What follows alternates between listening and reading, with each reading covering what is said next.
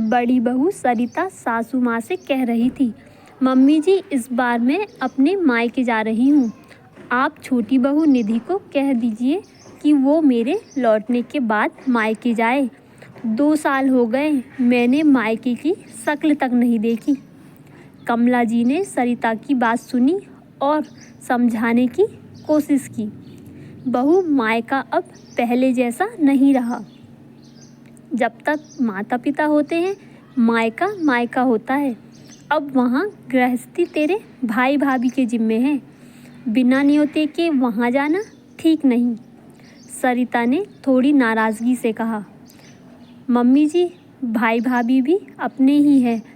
जब छोटी बहू जाती है तो उसे कोई रोकता नहीं। मुझे भी जाने दीजिए।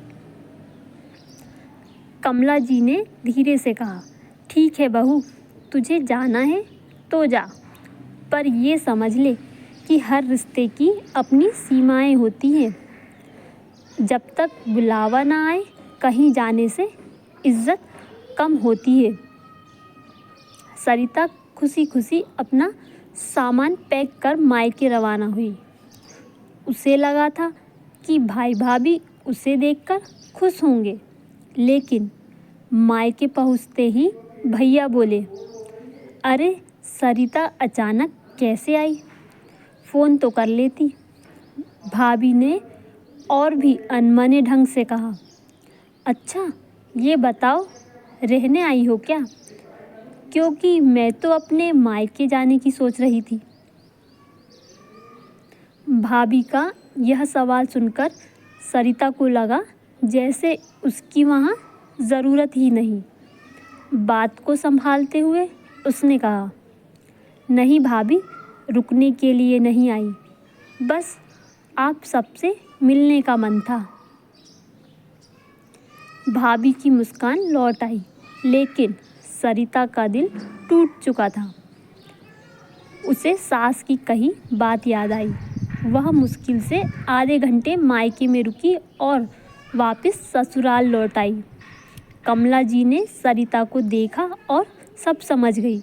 उन्होंने उसे दिलासा देते हुए कहा, बहू, मायके में इज्जत तभी होती है जब तक बुलावा हो। बिना बुलाए जाना अपमान का कारण बन सकता है। सरिता ने नम आंखों से कहा, मम्मी जी आपकी बात मान लेती तो यह दिन ना देखना पड़ता। अब समझ गई हूँ कि रिश्तों में सम्मान बनाए रखना कितना ज़रूरी है।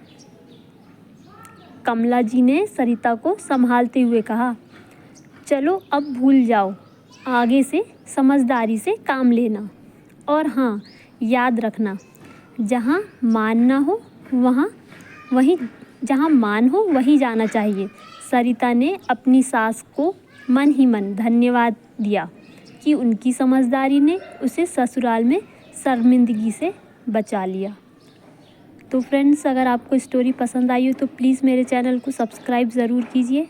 Thank you.